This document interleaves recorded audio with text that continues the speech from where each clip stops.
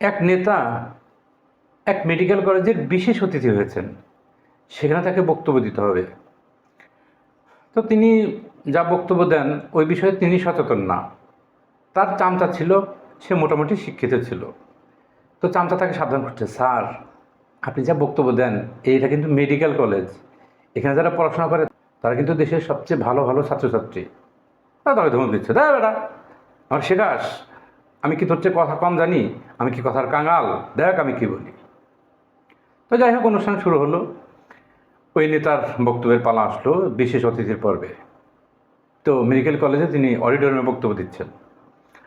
প্রিয় ভাই বোনেরা আমার, আপনারা এই মেডিকেল কলেজ থেকে পাশ করে ইঞ্জিনিয়ার হয়ে দেশের কৃষিকে উন্নত করবেন এবং এভাবেই একদিন আমরা মহাকাশ বিজয় করব। তো বক্তব্য শুনে সবাই অজ্ঞান হয়ে গিয়েছে। তারপর সে বলছে, এই এই এই সকলে তো অজ্ঞান হয়ে গেল, এই তাড়াতাড়ি একজন অ্যাডভোকেট ডেকে আন, এদেরকে চিকিৎসা করতে হবে। ধন্যবাদ।